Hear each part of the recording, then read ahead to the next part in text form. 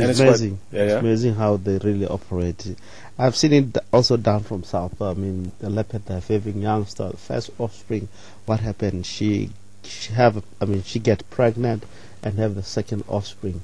That she'll have to push their cubs away. What happens? The hyena killed the second offspring.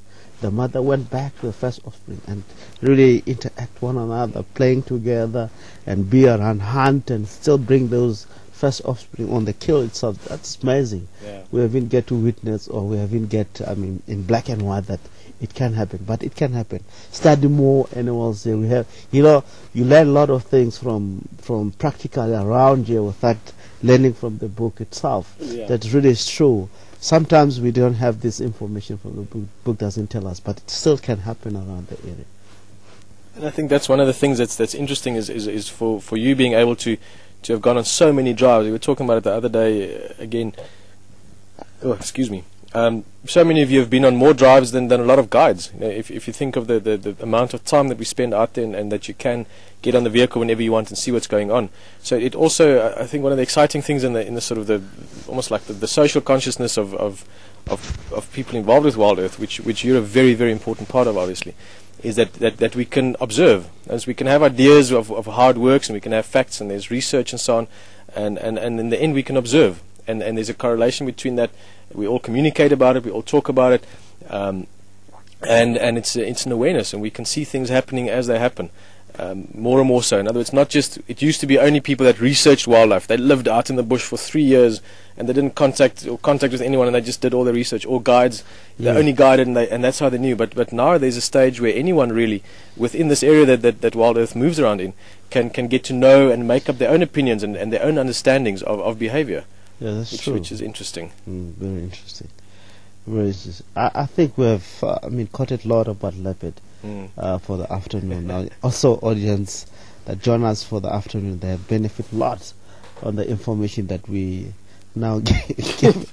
Sorry, both Rex and myself, we can see. We should give him a name at some stage.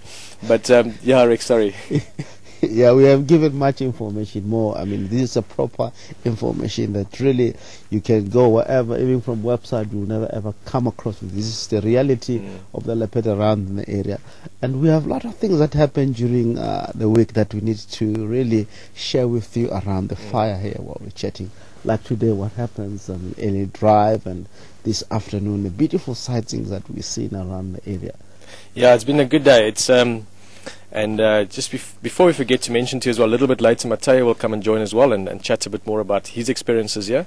But today, Rex and Annie told me this afternoon, I was sort of doing a few other things during the course of the day. But Rex, you said the biggest herd of buffalo you've seen, 1,000 plus, 1,500? 1,500, even more than that. This is amazing, Peter. I haven't seen such a, massive herd like that. And really, when Charles, called in on the radio, I thought, let us go, Alex. I don't believe that. He said on the radio it's 3,500. Is that what he said? He said his estimate. Radio, estimation. Which when we get there, because the buffalo, some of them, they're already started to cross into a section where we have a rise of traversing from Befesu. But really, it's unbelievable. And Rex, in the history around here, since you've been here, you don't remember large herds like that, huh? I haven't had a big herd like that. Once before, we have the biggest herd that used to come here in and out. It was plus minus 600, 500, somewhere there on the line. But today it was very amazing. I haven't seen, I believe, a quarter of a year on that breeding herd of buffalo. It could be over 100 or 200 youngsters that might be born. Just the youngsters? Just youngsters. Yeah, I see, that's interesting. It's almost like a mega herd. Yeah, it's amazing. Rex, do you think that's because the rain conditions this last year, we had enough rain, the vegetation is good, but the water is very little. Many dams are empty, like we've seen with Gari water, and that they have to band together to get to water, I presume. Yeah, that's true. That's true. That can happen on that way. And also, a while ago, while remember guiding at Galaga, I've seen, it could be the same herd. The having youngsters, every day it's a business of production taking place. Yeah, it's like a city of buffalo, it's it's like, Genghis Khan. Yeah. The only problem, as Peter mentioned, we have late rainfall, which we have, the rain that we have here, we have enough grass, but we don't have enough water around the area.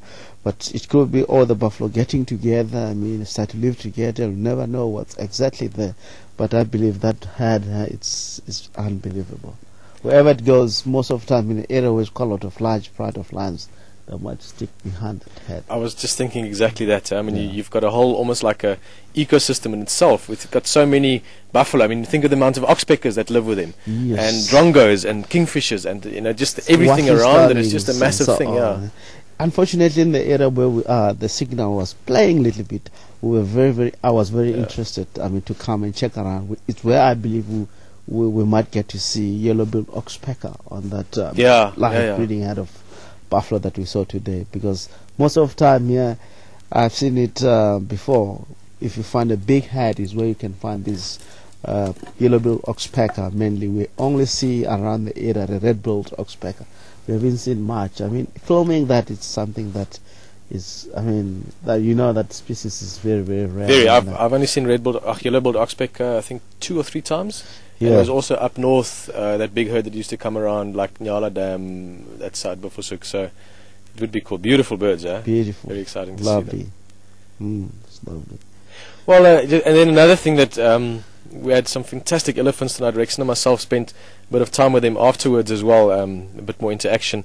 Those of you that joined us, I'm sure many of you did. It was a very special drive for both of us. Again, Rex and we've had an interesting couple of weeks where Rex and myself have spent so much time, because Alex, who's behind the camera and is adamant about being behind the camera, was on his break and he had an awesome trip. So it was almost like the drive tonight was very special in terms of the experience we had, but also with you guys. The elephant was truly something amazing. We could sit there, spend time with them, and really feel that interest and that intelligence and how they interacted with us. So those of you that did join us, I'm sure you enjoyed it. I'm going to try and see tomorrow, see if I can see some of it again. So many of you are recording a lot of the activities we have out here, and it's really appreciated. It does make a huge difference for us to be able to go back and just quickly on the internet hop on and see your take on things as well. The same with the stills. But Rex, you enjoyed it tonight as well, eh? It's very cool. That elephant beautiful. A little bit later on. Yeah. More special elephant on that age. They were very curious with us. I mean, coming to the vehicle. I mean, the other part of that elephant activity that caught my mind is when the youngster come and start to play with the trunk, want to really understand what's going on with us. It could be something, that it was amazing. I also recorded that. You can see the trunk is trying to sniff what's around you. Yeah. That's amazing. That was very touching. Beautiful. And a beautiful setting that as well. Yeah, I can hear them. Yeah, we've got a lot of wildlife going on around us. We should actually check. Karula might be at the washing line. The rats running around there. The elephants are breaking branches. It's nice to be in this what is essentially a really special place to all of us. Obviously, this is our home, and to be able to invite you not only on drive with us, but slowly more and more into other spaces of what we do, and vice versa. But being around the fire with you is very special. Rex, I think I'm going to say good night just now. You and Mateo can have a little chat. I'm going to see how it all goes there. I'll see you after the chat. I'm sure we'll sit around the fire a little bit more. From myself, Peter Pretorius, I'm going to say thank you very much as always for being with us. It's a pleasure to have so many people around the world that are also passionate about wildlife and essentially choose to spend some of their time with WildEarth and see some of the things out here. See you tomorrow morning on Drive 6:30. Always times get a bit funny for a new week to start and lots of things to happen. Good night, and Mateo's going to come join you.